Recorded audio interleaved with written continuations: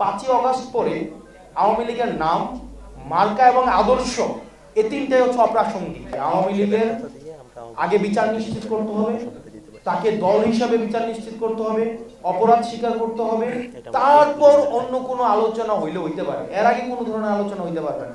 5ই অগাস্টের পরে আওয়ামী লীগ পুনর্বাসনে আওয়ামী লীগ একটা বারবার আমরা বলছি যে এই দলটা এখনো পর্যন্ত কোনো জায়গায় আপনারা দেখছেন রিগ্রেট ফিল করছে কোথাও অপরাধের, ও যে একটা গণহত্যা চালাইছে এটা তো অপরাধ স্বীকার করে নাই।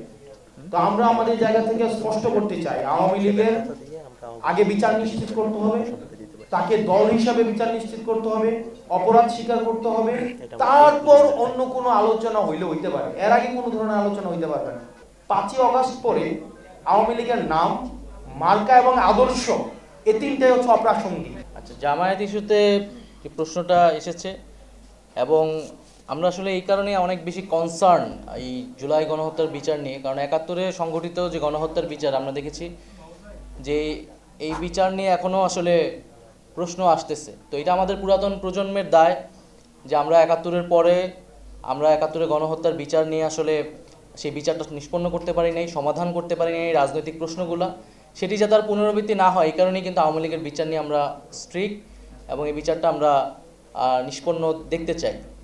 এবং আমরা মনে করি যে যত গণহত্যা হয়েছে ৭১ থেকে শুরু করে বাংলাদেশে সে সকল গণহত্যার বিচারই আমরা চাই। তবে রাজনৈতিকভাবে এই মুহূর্তে বাংলাদেশের সবচেয়ে গুরুত্বপূর্ণ কনসার্নের জায়গাটা হচ্ছে আওয়ামী লীগ। ফলে আওয়ামী লীগের বিচার এবং আওয়ামী লীগের যে নিবন্ধন বাতিল সহ তাকে রাজনৈতিক এবং সাংগঠনিকভাবে কার্যক্রম থেকে বিরত রাখার বিষয়ে সরকার এবং সকল রাজনৈতিক ফ্যাসিবাদ বিরোধী রাজনৈতিক পক্ষগুলোকে আমরা একত্রিত হওয়ার আহ্বান জানাচ্ছি। দ্বিতীয়ত, এখানে আমরা মনে করি যে নির্বাচন বা একটি রাজনৈতিক দল কার্যক্রম করতে পারবে কি পারবে না এটি সম্পূর্ণই একটি রাজনৈতিক সিদ্ধান্ত এবং এই সিদ্ধান্ত নেওয়ার এখতিয়ার কেবলমাত্র সরকার, রাজনৈতিক দলগুলো, বিদ্যমান রাজনৈতিক দলগুলো এবং জনগণের রয়েছে। সেখানে সেনাবাহিনী কিংবা রাষ্ট্রীয় এমন কোনো প্রতিষ্ঠান তাদের আসলে এ বিষয়ে কোনো ধরনের মন্তব্য, পরিকল্পনা বা সিদ্ধান্ত, প্রস্তাবনা দেওয়ার কোনো ধরনের এখতিয়ার নেই।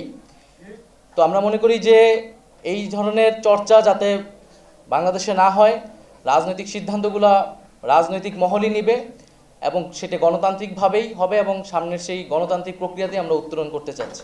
অন্তর্বর্তী সরকারের প্রধান উপদেষ্টা যেই টাইম ফ্রেমটি দিয়েছেন যে ডিসেম্বরকে এখন প্রাধান্য দেওয়া হচ্ছে, এছাড়াও তিনি ডিসেম্বর থেকে জুন পর্যন্ত একটা টাইম ফ্রেম আমাদের বেঁধে দিয়েছেন এবং আমরা সেটাকে সমর্থন করছি। কিন্তু আমরা বলছি যে এই সময়ের মধ্যেই যে বিচার এবং সংস্কার সহজে আমরা গণপরিষদের দাবিটি জানিয়েছি সেটা আসলে এই সময়ের মধ্যেই করা সম্ভব। ফলে নির্বাচনে যাওয়ার আগে যাতে আমরা এই বিষয়গুলো, এই ধাপগুলো সম্পন্ন করে তার পরবর্তীতে নির্বাচনের দিকে যাই।